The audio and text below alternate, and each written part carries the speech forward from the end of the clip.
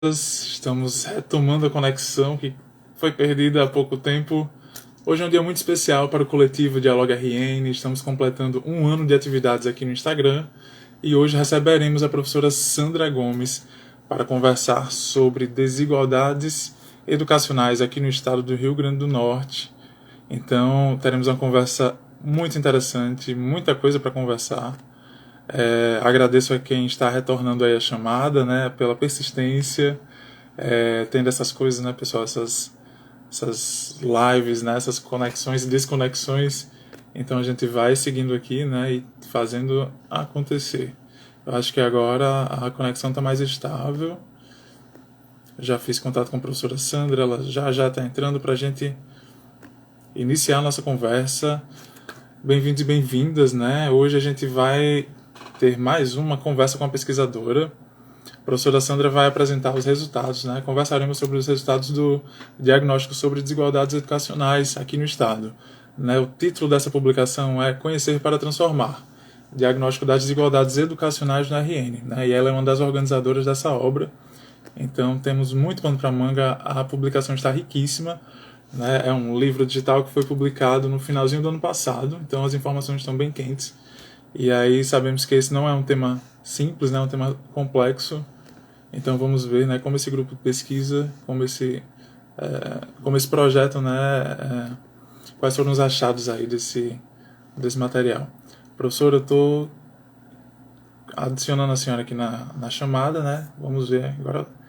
Imagino que agora dê certo. Caminhar essa live. Pessoas que você acha que podem se interessar por esse tema, existe um aviãozinho aqui na lateral, do lado direito, né, na parte inferior, então pode direcionar diretamente por mensagem aí para seus colegas, né?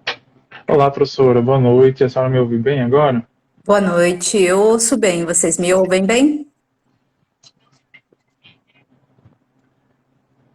Deixa eu tentar aqui mais uma coisinha que ainda tá dando uma travada. Eu vou tirar esse fone. Deixa eu ver se...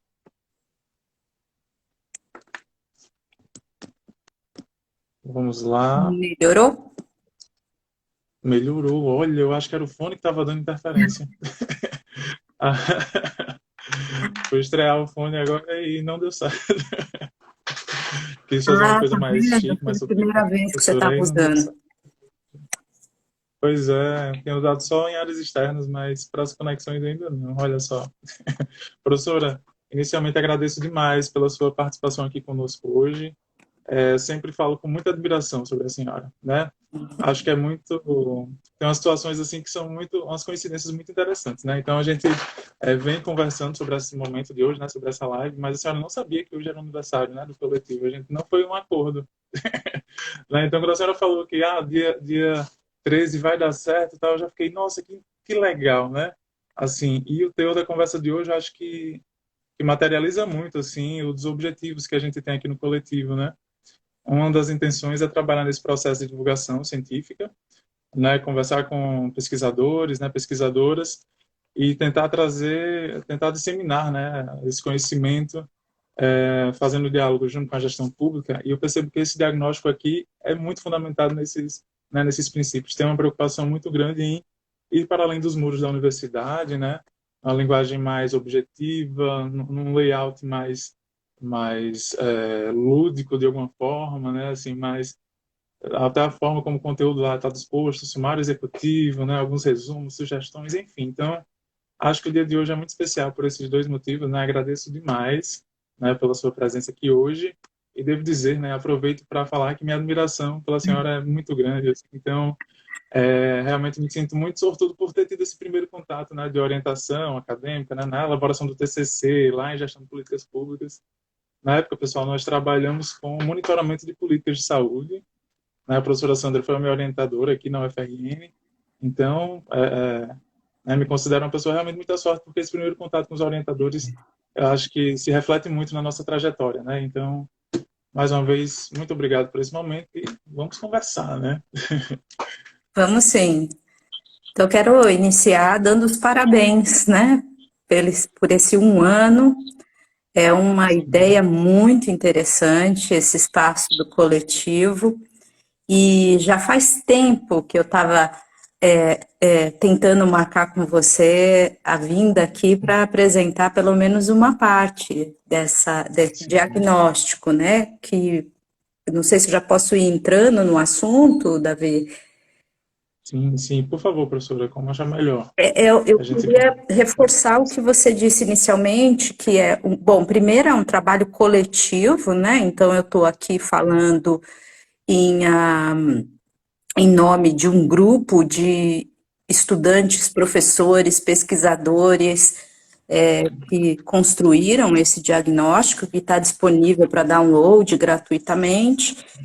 E dizer assim, ele nasceu como uma demanda de um projeto de pesquisa acadêmico tradicional e acabou se transformando num projeto de extensão da universidade, né? Que a universidade tem esse papel também de não só produzir conhecimento, mas também tentar transferir uma parte desse conhecimento para o bem da sociedade em geral. Então, ele é um projeto para nós, e tem vários colegas aqui assistindo a live que foram autoras e autores dos eixos temáticos, né, que é uma construção coletiva muito interessante. Ele nasceu com uma necessidade de pesquisa, de uma ausência de informações consolidadas para as nossas pesquisas, de indicadores educacionais do Rio Grande do Norte ao longo do tempo e em diversas dimensões. Então, aí, aos poucos, a gente foi percebendo que a gente tinha condições, a gente é uma equipe excelente, né? Assim, um pessoal muito interessado, muito engajado, muito dedicado. A gente foi percebendo que a gente tinha condições de fazer um diagnóstico. O que é um diagnóstico nas políticas públicas, né? O diagnóstico da situação, a situação como ela está, né? Mas no final, conforme a gente foi juntando vários, o que a gente chamou de eixos temáticos, né? Então a gente começou a olhar para a aprendizagem, para a infraestrutura das escolas, para o gasto em educação. A gente começou a perceber que a gente tinha elementos para dizer, olha, aqui estão os avanços na educação do Rio Grande do Norte e aqui estão os gargalos, como a gente chama, né? E a conclusão geral é que ainda há muitos tipos de desigualdades educacionais no Rio Grande do Norte. Então, o documento, ele não mapeia todos os tipos de desigualdade educacional, porque seria impossível, né?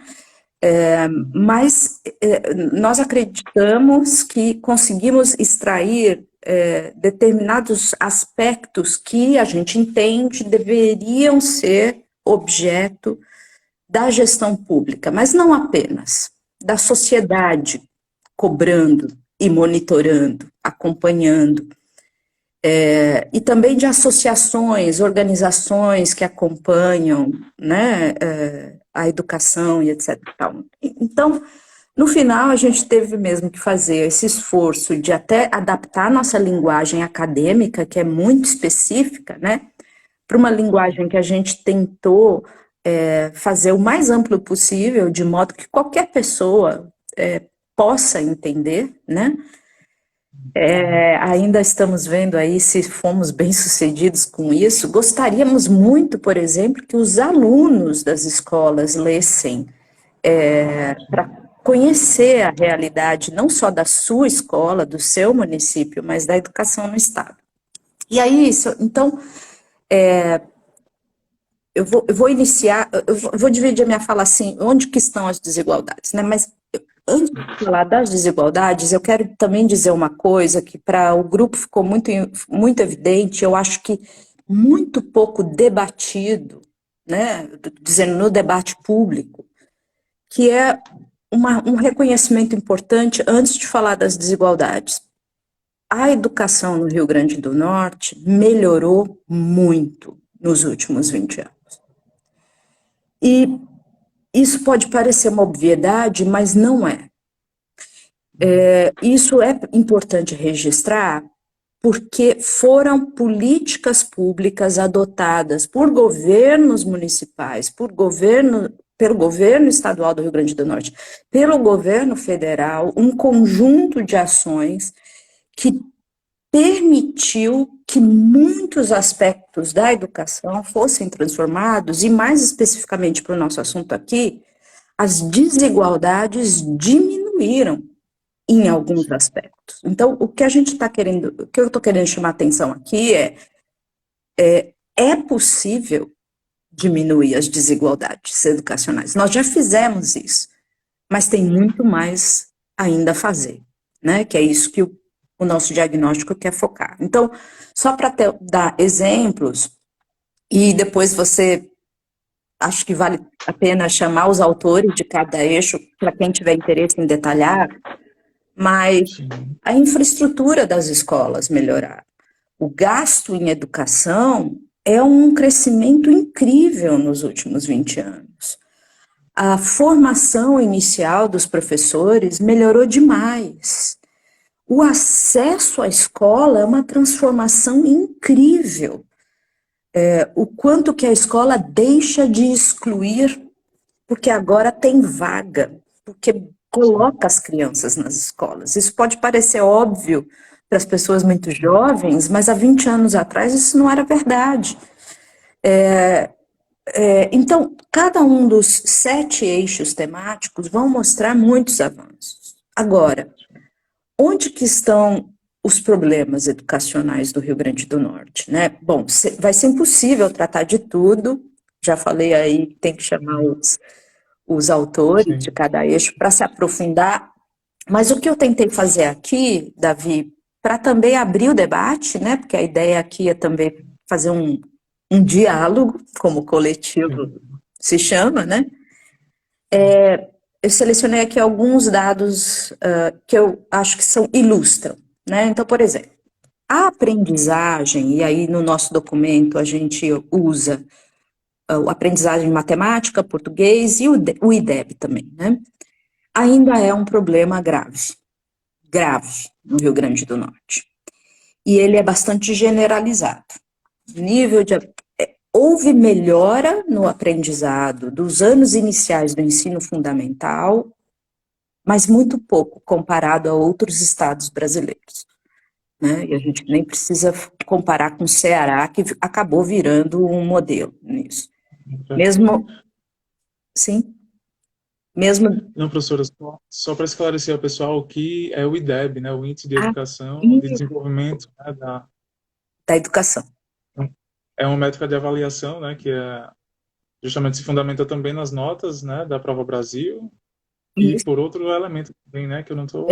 É a aprovação, ou seja, não pode melhorar a nota reprovando ou fazendo o aluno escolher abandonar a escola. Então, você tem que melhorar a nota junto com o aluno estando na escola, né, o IDEB.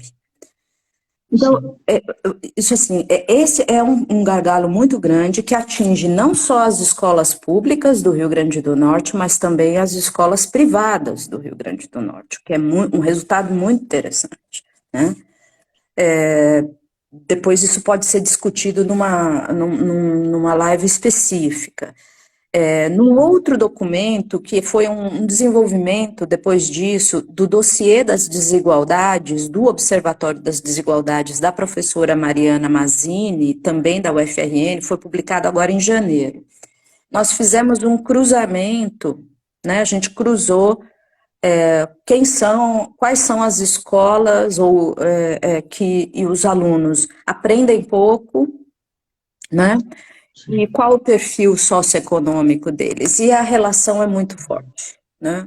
Isso vai reforçar a nossa ideia o que é muito forte, né? Os alunos que vivem em situação de alta ou altíssima vulnerabilidade social, eles têm um desempenho no aprendizado menor. E já está bastante consolidado na literatura de que isso ocorre porque os alunos de maior renda já entram na escola com muitas vantagens. Ou os alunos muito pobres entram na escola com muitas desvantagens. Então, a primeira conclusão do nosso diagnóstico, e que também está nesse texto do dossiê das desigualdades, é que as políticas educacionais do Rio Grande do Norte deveriam se pautar agora pelo princípio equitativo, né? Que foi inclusive objeto de detalhe na dissertação de mestrado da Yasmin, né? Sim. Toda essa discussão, o que é o princípio equitativo? Vou dar um passo atrás. O princípio igualitário norteou as políticas educacionais desde a Constituição de 1988, porque as desigualdades eram imensas mesmo, e norteia até hoje. O que a gente está argumentando aqui é que agora a gente precisa mudar. A gente precisa ter um princípio de correção das desigualdades onde elas são mais intensas. Então, isso quer dizer o seguinte, que as escolas, os alunos, os professores, a infraestrutura daqueles alunos que vêm de uma situação de vulnerabilidade social extremamente adversa e precária, são esses locais, municípios, escolas, alunos, que deveriam ser prioritários da política pública, tanto da Secretaria Estadual de Educação, quanto das secretarias municipais de educação. Então, o nosso argumento todo é para mostrar que, claro que tem uma série de problemas que têm de ser resolvidos, e isso, obviamente, não é tarefa de um governo, né? E nem só do governo, quanto mais a sociedade estiver envolvida, a gente sabe melhor os resultados, né? Mas a gente tem que elevar quem está extremamente lá embaixo para cima, com melhores condições. E essa deveria ser a prioridade, né? Sim. Então, na questão, por exemplo, de infraestrutura, teve muito avanço, mas ainda tem muita escola precária, especialmente as escolas do campo. É uma diferença muito gritante. Aí tem um eixo específico sobre isso. É uma proporção muito elevada de escolas que não tem uma infraestrutura nem considerada básica. Veja esse dado que nos surpreendeu tremendamente, né? 56% das escolas do Rio Grande do Norte não tem uma biblioteca. Você vai gostar dessa, Davi? Sim. Não é maluco? É um elemento muito básico de qualquer escola e tem financiamento federal para isso. Né? Então, é algo que é difícil de entender. Por que essas escolas ainda não têm? Parques infantis, que é muito importante para as crianças, principalmente da pré-escola, para o seu pleno desenvolvimento, né? Sabe quantas escolas municipais têm parques infantis no Rio Grande do Norte? 21%, é uma minoria. Sim. Né? Então, se eu for continuar, assim, docentes, teve muita melhora, mas ainda tem um grande problema, especialmente nos anos finais do ensino fundamental, em que há ainda professores, uma porção significativa de professores que não têm a formação esperada para a disciplina que ela ou ele vai atuar, né? Isso, inclusive, pode ter muito a ver com o problema com o avanço, a melhora dos anos iniciais do ensino fundamental ocorre e ocorreu, mas nos anos finais já começa a dar problema, né? Pode ter um pouco a ver com isso. O gasto municipal em educação ultrapassou o gasto do governo do estado do Rio Grande do Norte lá para 2013, então hoje os municípios potiguares gastam muito mais em educação básica, né, do que o governo do estado do Rio Grande do Norte, muito interessante. Mas as desigualdades na capacidade de gasto em educação são enormes, né? Então, tem desde um município que consegue gastar lá R$3.000 por aluno ano, até outro município que gasta 16, 15 mil reais por aluno, né? São condições muito desiguais. Que outra informação que eu acho que também valeria a pena destacar inicialmente aqui, né? A gente também faz uma análise da gestão municipal em todos os 167 municípios, né? E uma coisa que nos chamou muito a atenção foi que a escolha da diretora da escola, o método de nomeação permanece sendo mais frequente, permanece sendo a indicação, né? Ou pelo prefeito, ou por Câmara dos Vereadores, ou seja lá por quem. E a ideia de uma gestão democrática, de uma gestão mais profissionalizada, portanto, de uma escolha, né, que a comunidade escolar escolha os gestores escolares, e que também recebam uma capacitação na gestão escolar, ainda é bem minoritária no Rio Grande do Norte, né? Então, assim, eu iniciaria, Davi, destacando aí esses aspectos e vamos abrir para comentários e perguntas suas e também de quem está nos assistindo. Ótimo, professora. Muitos pontos aqui a trazer, né? Já vinha fazendo a leitura do diagnóstico anteriormente, e aí, quando a senhora traz esses elementos que mais chamam a atenção, né, que mais se destacam, algumas informações vão se concatenando. Num dos trechos aqui, eu achei muito interessante que a senhora traz falando, né, das condições socioeconômicas, né, do alunado, né, desses alunos. Por outro lado, é um público que é novo, né? Até então ele vinha sendo mais excluído. Quando ele entra na escola, ele gera uma demanda que não se resolve na escola. Ou se resolve? Não. De fato, vamos dizer assim, as condições sociais se refletem na escola. E a escola não vai conseguir resolver todos os problemas sociais de uma sociedade, né? Sim. Então, vamos dizer assim, uma forma indireta de melhorar, inclusive a qualidade da educação, seria melhorar as condições socioeconômicas, principalmente dos pais, quando a gente está falando de crianças mais jovens.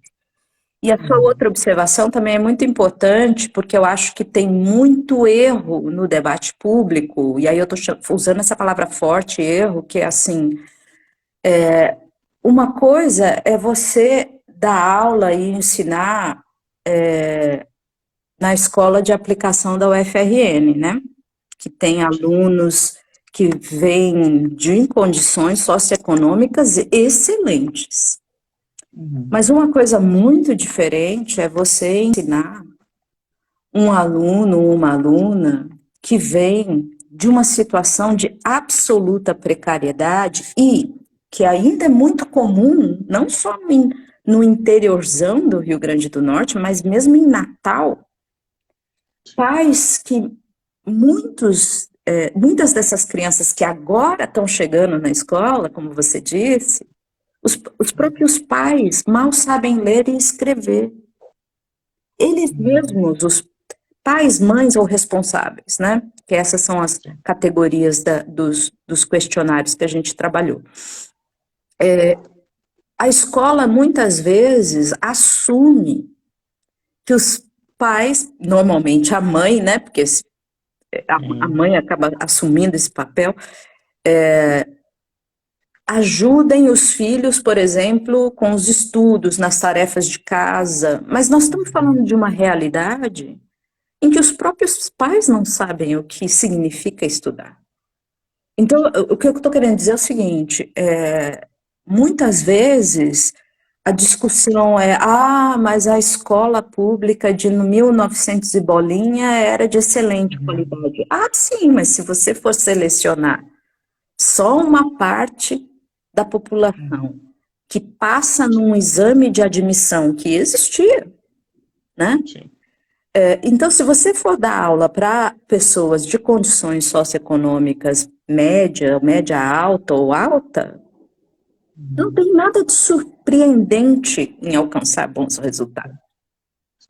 O que é surpreendente, e é o caso do Ceará, ou seja, é possível fazer, é você ensinar alunos que entram na escola com essas desvantagens e eles consigam desenvolver não só a aprendizagem, diversas habilidades, porque a escola, obviamente é importante aprender português, matemática, eu não estou deixando isso de lado, mas a escola é muito mais do que isso.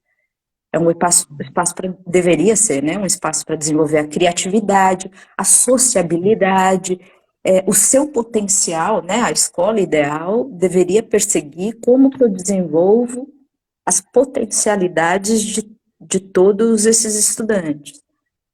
Então, eu penso que é errado dizer que a escola pública hoje não tem mais qualidade. É que hoje ela adota todo mundo. Sim. E aí o desafio ganha outras proporções, né, professora? Tanto em termos quantitativos como, né, de diversidade mesmo, né, e lidar com todos esses públicos. Aí a gente pensa, né, na importância das políticas intersetoriais, né, que trabalhem, né, educação, mas que estejam articuladas com assistência, né, com atenção primária, de repente, como isso se concatena, né, lá na ponta, como isso está integrado, né, no fim das contas. Isso seria o ideal, né? Que a Sim. escola estivesse encaixada num sistema de proteção social. Tem um desenho desse tipo, né, no sistema de proteção social brasileiro. Eu acho que agora, com a possibilidade dos governos municipais, estaduais, remunerarem com Fundeb outros profissionais da educação, isso pode ajudar, né, a melhorar essa integração. Idealmente, né, um aluno ou uma aluna que tem uma determinada demanda, necessidade social, deveria estar articulado com o sistema de assistência social, com a saúde, seja o que for, né? Nós temos as condições institucionais para fazer isso. É claro que a implementação disso varia muito, né?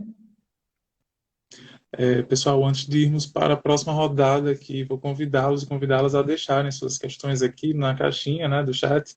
Existe também aqui, professora, foi um recurso que a gente descobriu esses dias, um balãozinho, uma interrogação aqui na lateral, então às vezes alguém também pode lançar uma pergunta por lá, a gente visualiza, aí pode deixar aqui em evidência, a pessoa responde e tal, super interessante.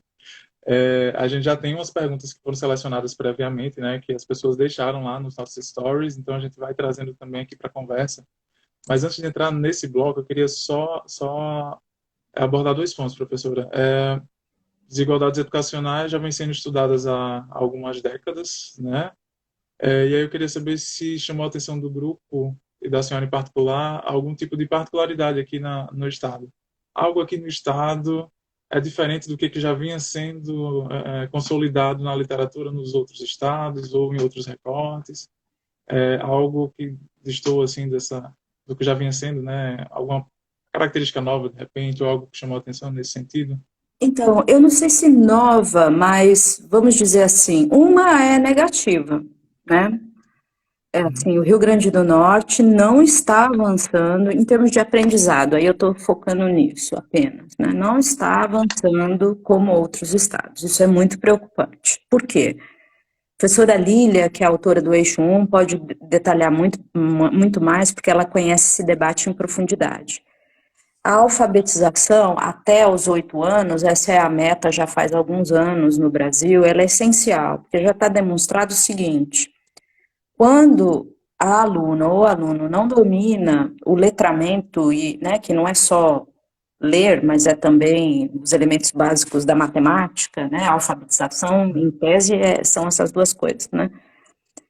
Eu não conheço em profundidade, mas é muito assim. Se no segundo ano do ensino fundamental essa aluna não consegue ler, vamos pensar só em ler direito, ela não vai conseguir acompanhar mais nada. Porque essa é uma habilidade, um pré-requisito essencial para você continuar, em tese, né, acumulando e expandindo o seu conhecimento ao longo das séries. Eu acho que a base nacional curricular, que teve uma grande discussão aqui no Rio Grande do Norte, foi um momento muito rico, né, inclusive, ela tenta fazer isso, né? O que você tem que aprender no primeiro ano, o que você tem que aprender no segundo, o que você tem que aprender no terceiro, para você não ter que ficar no terceiro, voltar a ver coisas que você já viu no segundo. Então faz todo sentido agora. Se lá no terceiro ano essa aluna não consegue ainda ler, o atraso só vai ficar maior e maior, maior e maior, até chegar ao ponto, e o nível de reprovação, acho que esse é um outro dado, no Rio Grande do Norte é muito alto. Mesmo na comparação com os estados nordestinos. Nós não temos uma explicação para isso. Mas nós achamos casos de escolas estaduais em que apenas 30% dos alunos tinham sido aprovados. Nossa, nossa. O restante ou reprovou ou abandonou a escola. Então, esse é o tipo de indicador que um gestor atento acende o alerta vermelho, urgência, urgentíssima máxima, porque tende a estar acontecendo algum problema ali, né? O que pode ser, a gente não tem condições de responder, mas não tem a menor dúvida de que isso é um problema. Então, o que a gente acha é que a Secretaria Estadual de Educação poderia aprofundar as iniciativas interessantes, mas muito poucas ainda, de parceria com os municípios para ajudar as escolas municipais a melhorar. Esse tipo de coordenação estadual ainda é muito pequena no Rio Grande do Norte. A vasta maioria das ações da Secretaria Estadual de Educação do Rio Grande do Norte é ainda muito voltada para as suas escolas estaduais. E eu já falei, não sei se eu falei, mas a vasta maioria dos alunos mais pobres, vulneráveis do Rio Grande do Norte, a vasta maioria deles estuda numa escola municipal. Então, se você combinar aluno em situação de vulnerabilidade social, no município pobre, que não tem recurso para gastar, suficiente para gastar em educação, né, etc., etc., a combinação de todas essas desigualdades vai fazer com que esse município sozinho conseguir corrigir essas desigualdades, uma situação muito difícil. É aí que o papel do Estado do Rio Grande do Norte, do governo, poderia fazer a diferença, mas não existe nenhuma iniciativa desse tipo. Sim. Agora, se eu puder ainda comentar um negócio que a gente ainda não entendeu, mas que a Najara, que é uma das minhas orientandas de mestrado, vai tentar observar, é que, por alguma razão, a região do Seridó tende a ter indicadores educacionais melhores no Rio Grande do Norte. Mas só posso te dizer isso, não sei dizer por quê. Até agora. Tem hipóteses aí, né? Mas a gente ainda não tem uma resposta sistemática. Entra no campo lá da questões que ainda precisam ser aprofundadas, né, no final da pesquisa, né, quando se sinaliza lá a agenda de pesquisa. Exato. Já está na fila, né, esse tópico, professor. Olha só, teve uma pergunta do Francisco de Assis, e aí eu já vinha pensando também em algo, eu sempre gosto de trazer aqui, né, de provocar os pesquisadores para falarem um pouco sobre como essas pesquisas são desenvolvidas, legal. né, para que se entenda assim, um pouco do rigor, né, científico aplicado ali, que não é uma análise feita a bel prazer, né, então eu queria que a senhora trouxesse um pouco desse panorama, assim, considerando aqui que vai ser uma tarefa difícil pelo tempo, porque são 7 eixos, né, então só passando aqui, pessoal, primeiro eixo, aprendizagem e fluxo escolar, perfil demográfico e alunado, segundo eixo, terceiro eixo, acesso à escola, evolução das matrículas, o quarto eixo, as condições de infraestrutura, docentes na educação básica é o quinto eixo, evolução e desigualdade no financiamento da educação no Estado é o sexto eixo, e por último, o sétimo eixo, gestão municipal. Eu entendo que para cada um desses eixos, né, uma metodologia diferente foi pensada, né, diferentes formas de entender como esses determinantes aqui, né, se dão no território. Então, eu queria que a senhora falasse, né, sobre como essa pesquisa foi desenvolvida, né, o que é que como esse grupo aí cai em campo, né? Eu acho que dá para responder rapidamente, mas primeiro eu quero dizer assim, nossa, tanta gente legal que agora que eu vi no chat, até Anderson, um aluno antigo, que legal vê-lo aqui. Oi, gente. Então, vamos dizer, o diagnóstico ele é muito baseado em dados estatísticos quantitativos, né? Então, vamos dizer assim, a primeira coisa que a gente tinha de fazer era organizar bancos de dados. Aí a dica número 1, né?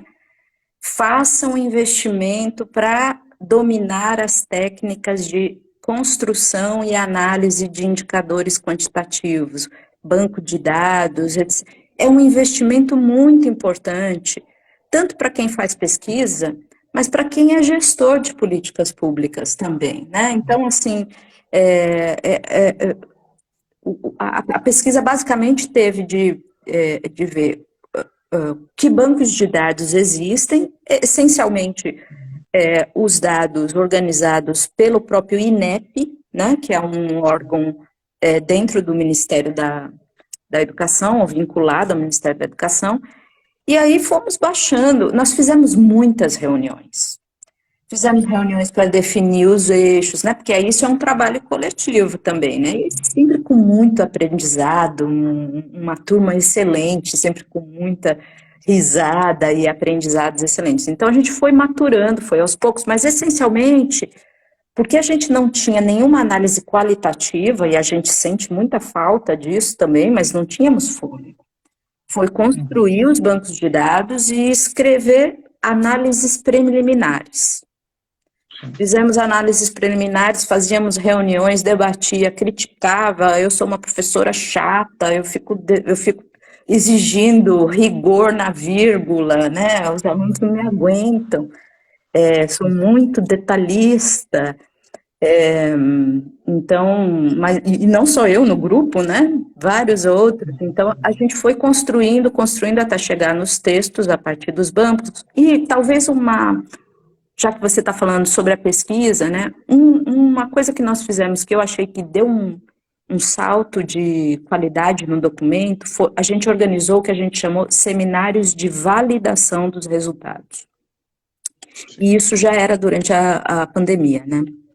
Então, nós convidamos um especialista de cada eixo temático e um gestor público, porque a gente tem uma parceria, colaboração com a Undime, no Rio Grande do Norte. Então, isso foi muito legal. Então, por exemplo, nós trouxemos uma professora especialista na discussão sobre infraestrutura da escola da Universidade Federal de Minas Gerais. Ela fez críticas, né, e sugestões maravilhosas para aquele eixo, né, por exemplo. Aí nós trouxemos a presidente, ou a presidenta, né, da Undime do Rio Grande do Norte. Ela também é secretária municipal, agora eu não lembro qual é o município. Rio do Fogo, talvez, não lembro. E aí, elas olhavam, as gestoras, né, elas olhavam os números e a gente perguntava o que esses números significam na prática, na realidade. Você consegue enxergar esse número, essa desigualdade, esse problema? É de que tipo? Foi muito rico. Foi muito rico para nós. Inclusive, nós listamos lá nos agradecimentos, porque foi uma contribuição incrível. Não queria citar muita gente, porque senão deixa os outros de fora, e foram todos incríveis. Os debatedores, né? Era um dos pontos aqui que também tinha chamado a atenção, né? Esse processo de diálogo direto com a gestão. A professora Soraya acaba de entrar. Olha, a professora Soraya, que legal. Bem-vindos a todos e todas que estão entrando, né? Convido a deixarem suas considerações aqui nos comentários, suas perguntas. Mas você tinha uma pergunta, né, Davi? Isso, eu cliquei nela por engano, mas vou colocar já ela na tela porque ela casa com uma pergunta também do Francisco de Assis, que é com relação ao ensino, não, com a pergunta da Caroline, na verdade, que é com relação ao ensino médio. Aí eu vou jogar né, a pergunta dele, contemplando também o que ela tinha questionado anteriormente. O Anderson colocou o seguinte: nós sabemos que a educação é uma das políticas que mais sofreu atraso nessa pandemia, né? E, consequentemente, ele pergunta o que a senhora acha do novo ensino médio para assim chegar ao acesso do ensino superior, né? Eu aproveito para perguntar também uma questão que a Caroline viu anteriormente, quando pergunta se a senhora considera que a reforma do ensino médio, né, do novo ensino médio, irá aprofundar as desigualdades escolares. Então, eu devo dizer que eu não estou acompanhando em detalhe a implementação da reforma do ensino médio aqui no Rio Grande do Norte, que, aliás, foi aprovado, assim, a toque de caixa em dezembro do ano passado, né? Eu acho que a professora Lília está acompanhando mais de perto, porque ela até faz parte de uma pesquisa nacional sobre isso. Eu vou falar, então, aqui a minha impressão sobre o desenho, né? Sobre como ela foi pensada. Eu tenho de confessar que eu tenho uma visão um pouco pessimista dessa reforma. Eu acho que aí, conversando diretamente com a pergunta da Carol, eu acho que tem grandes chances de aumentarem as desigualdades. Por quê? Desde a aprovação, o que mais me preocupa, tem muitos aspectos, mas vou focar em um que eu acho que é crucial.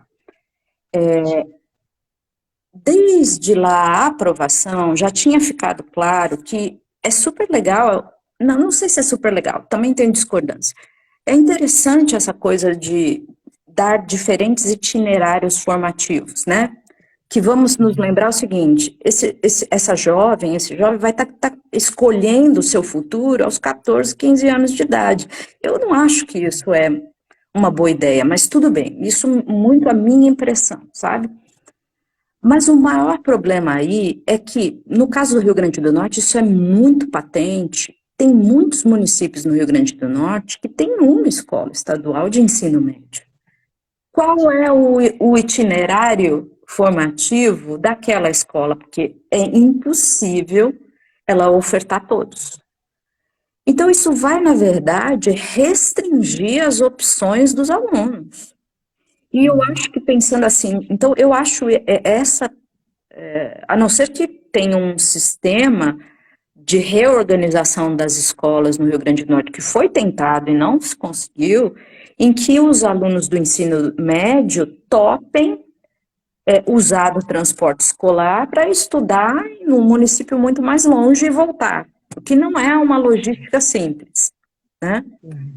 Porque, no fundo, eu acho que, mais uma vez, eu não estou dizendo que está, né? Pode vir a ser um problema, porque vai diminuir as opções dos alunos, não vai aumentar.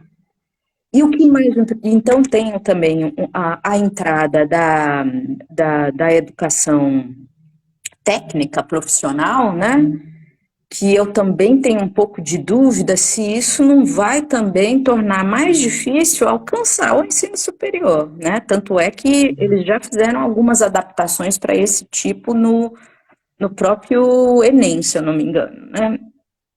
Eu penso que com essa questão de o aluno ou a aluna ter de escolher aos 15 anos de idade que caminho que ela ou ele quer seguir, já vai diminuir as opções de cursos no ensino superior, não é? Porque não vai ter pontos diferentes, você não vai ter passado 3, 4 anos estudando com mais ênfase em um dos itinerários.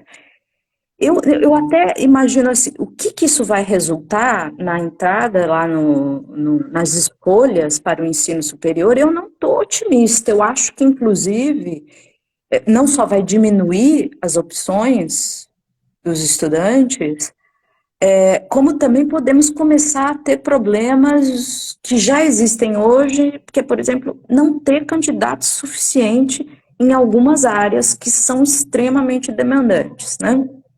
O problema dos engenheiros, por exemplo, faltam engenheiros no Brasil. Eu penso que pode resultar. Eu estou imaginando uma coisa assim, será que vai ser mais ofertada o itinerário, sei lá, ciências da natureza, ou vai ser mais comum o itinerário humanidades? Então, eu tenho de confessar que eu acho que vai ser uma forma de aumentar as desigualdades, o novo ensino médio. Mas espero estar errada. Vamos monitorar para ver como é que isso se dá na prática. Desdobra. Sim. Professora, o Francisco Assis tinha feito duas perguntas que eu acho que se relacionam aqui com relação às ilhas de excelência. Aí eu queria já agregar outras perguntas nessa pergunta que ele fez. Ele pergunta, né, o que é que tem sido feito para atenuar certas ilhas de excelência. Pergunta também como considerar as desigualdades e diferenças, né, diferenças de densidades técnicas na educação. Aí eu pergunto inicialmente assim, o que seriam essas ilhas de excelência, né? Se o Rio Grande do Norte possui algum tipo de concentração, né, nesse sentido, se elas, aí já emendando aqui com a questão da capacidade técnica, né? Se essas ilhas são as que concentram maior capacidade técnica, com maior financiamento, existe algum recorte que se destaca nesse sentido? Quem que perguntou é o Francisco? Isso, é o Francisco Assis. Será que Ele ele está aí? O enviou a que pergunta será que ele na entendeu como ilhas de excelência? me veio à cabeça aí, é um palpite também, né? Mas a questão, por exemplo, dos IFRNs, né? Que possuem, de repente, né, índices que destoam, né, positivamente do cenário local. Eu imagino que seja algo nesse sentido, mas se o Francisco estiver por aqui, né, ele pode já complementar aí na a rede federal, né? O André Silva coloca. Imagino que caminhe por esse o Ney também, né? O André Silva complementa aqui. Então, seriam esses pontos fora da curva, né? André é um dos autores do eixo de financiamento, de gasto em educação, que é muito interessante. Então, ilhas de excelência, tem algumas escolas no Rio Grande do Norte que têm boas experiências, mesmo quando elas atendem alunos em situações de vulnerabilidade social.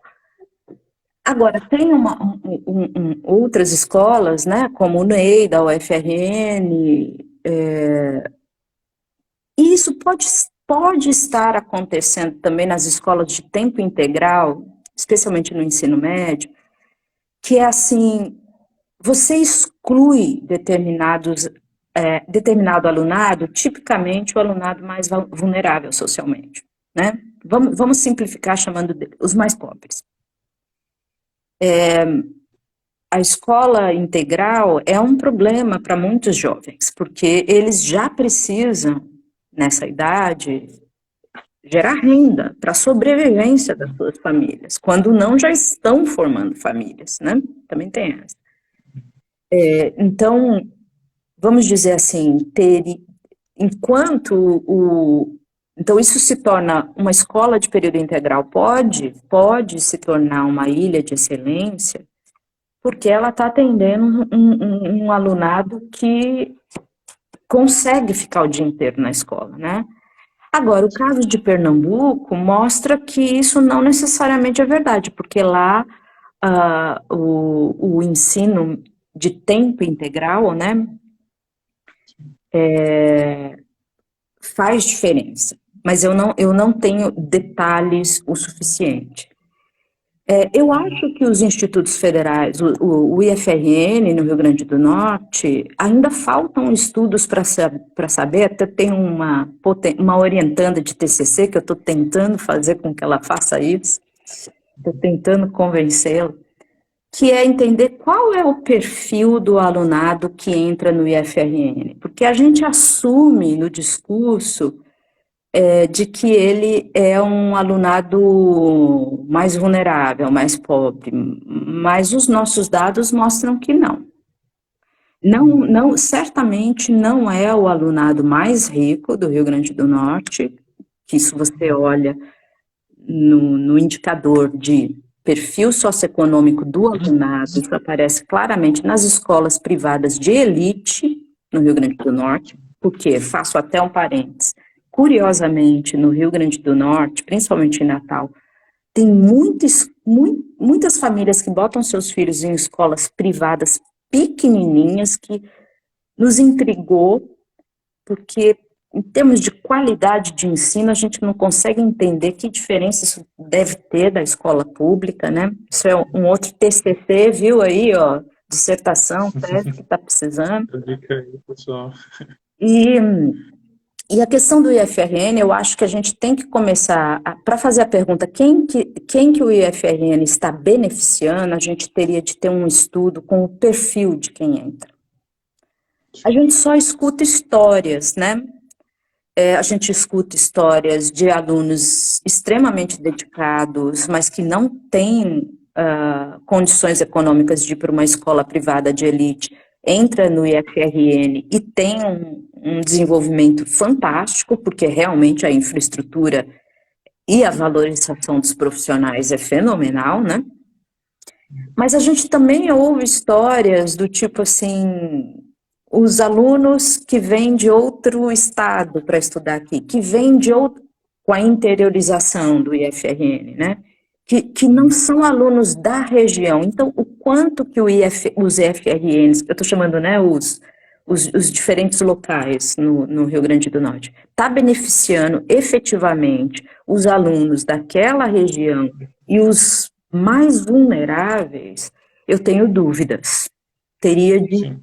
fazer um estudo maior. Então, se o IFRN está selecionando os melhores alunos, também não, fica difícil separar o efeito bons alunos de infraestrutura e condições excelentes, né? O André coloca, né, que existe um viés de seleção, né, já de entrada, né, assim, nesses... Exato, Já passa por um processo seletivo. um vestibular, não é isso? Não sei como é que chama, mas é isso.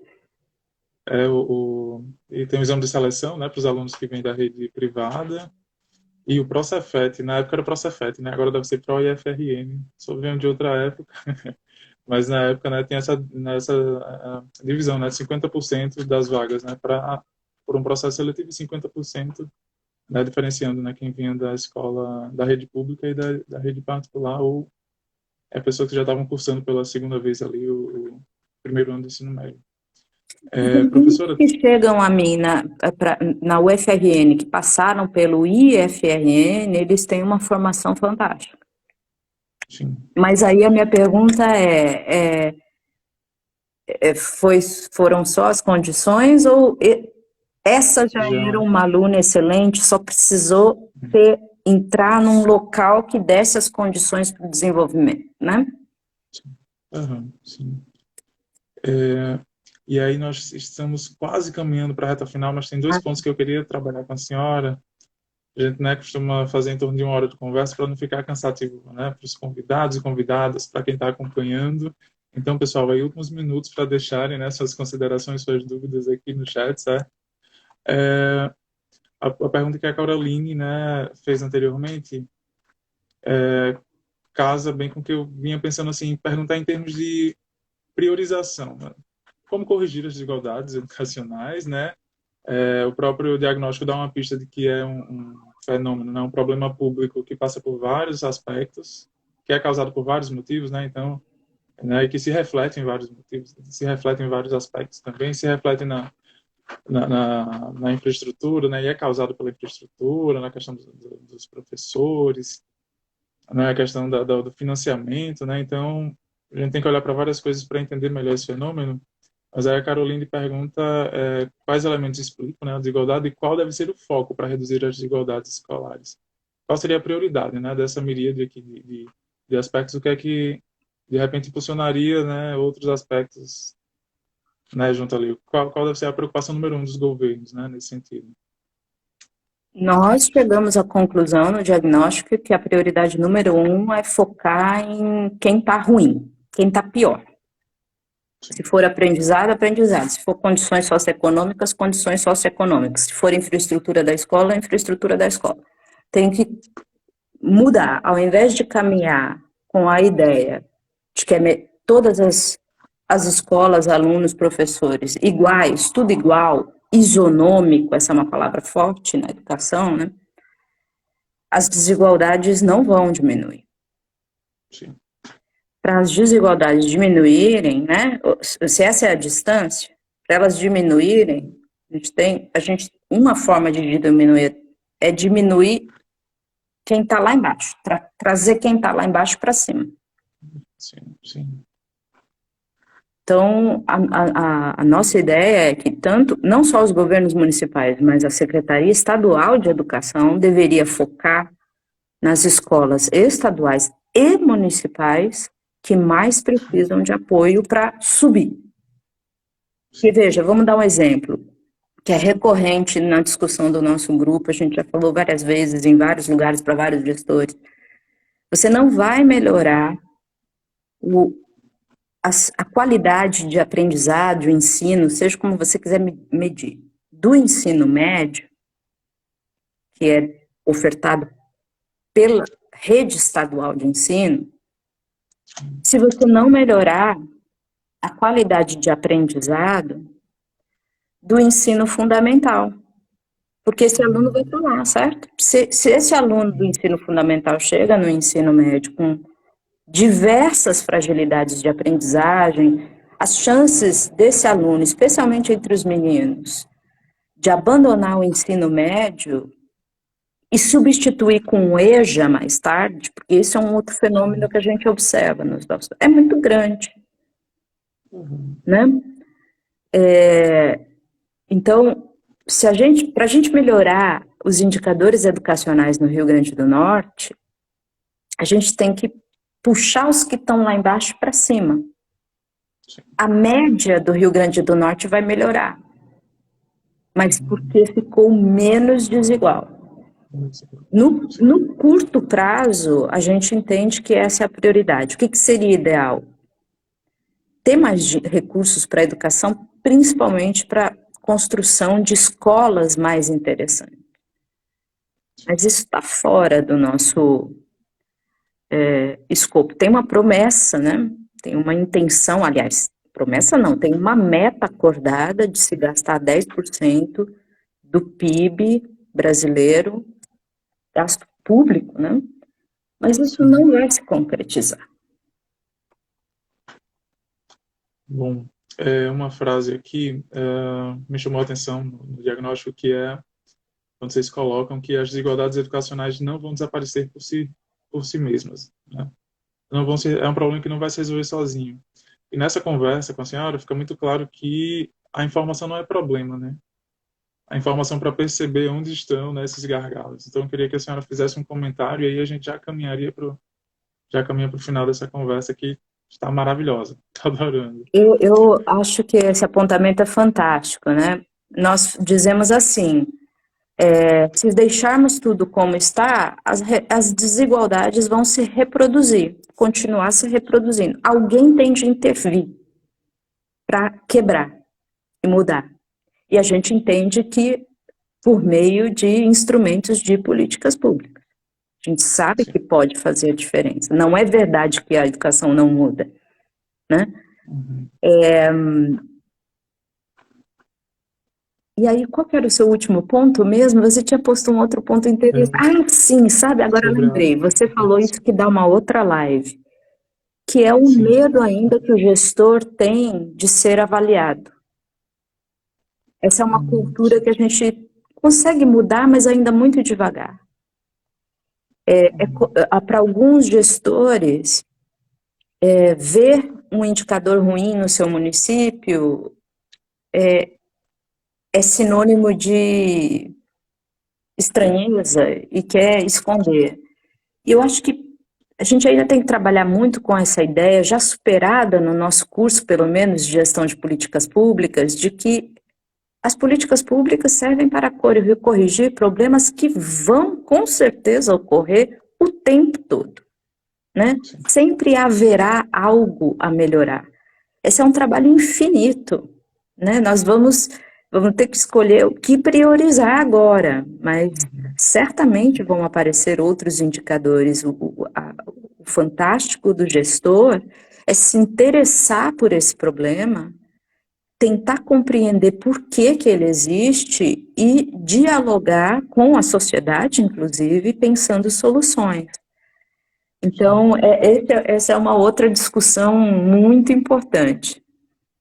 Mas eu agradeço demais o bate-papo aqui. Se me deixar, eu fico falando até as 9. Ah, e seria, seria maravilhoso, professor. A gente deixa, né, o espaço aberto para quando a senhora, né, puder, né, tiver disponível para compartilhar conosco, né, aí as últimas discussões.